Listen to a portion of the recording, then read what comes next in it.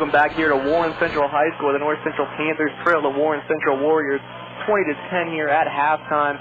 We're sitting here with Panthers tight end Michael Raby. And Michael, thanks for joining us. I know you have a slight concussion. It's not easy for you to not be out on the field.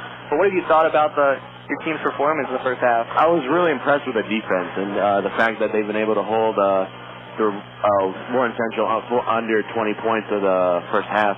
And the offense looked pretty good. We got off to a slow start just because we weren't real sure of how to handle the defense. But once we got rolling, we were able to score pretty quick. Yeah, you're about halfway through the season now. What are your goals for the rest of the season?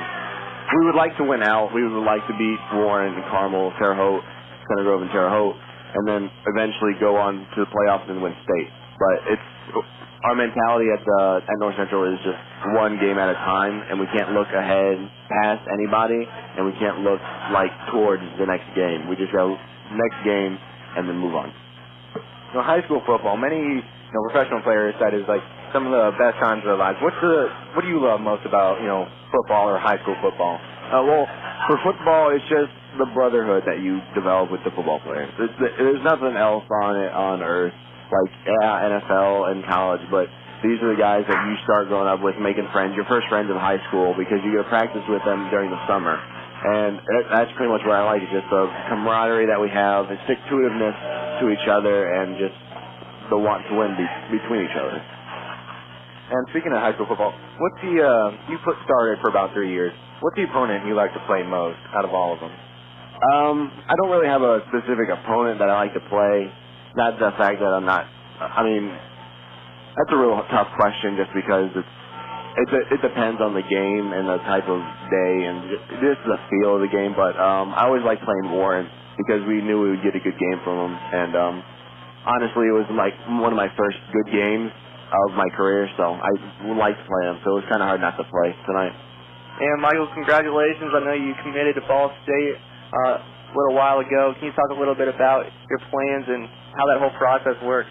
Well, I got offered by Ball State in mid-April, and I wanted to wait through the summer to go to camps just to see if I got any more offers because I didn't want to commit and then 5 other schools offer, and then I feel bad for decommitting.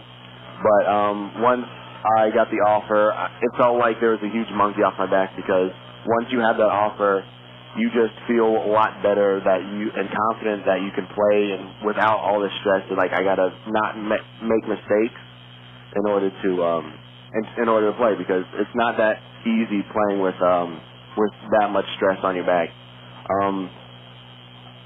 I committed July 4th. Right after we went to a camp there, and I figured this is the school that has the academics I want. I want to go into criminal justice or radio broadcasting, whichever pans out. And it just seemed like a really good fit because it's Ball State is on the rise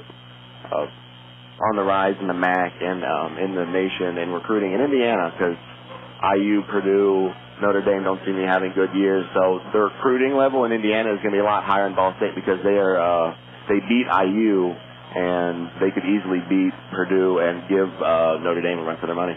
Yeah, with the Ball State versus Indiana game, we went to that. And what was your opinion of the team and Coach Lembo from what you saw in that game?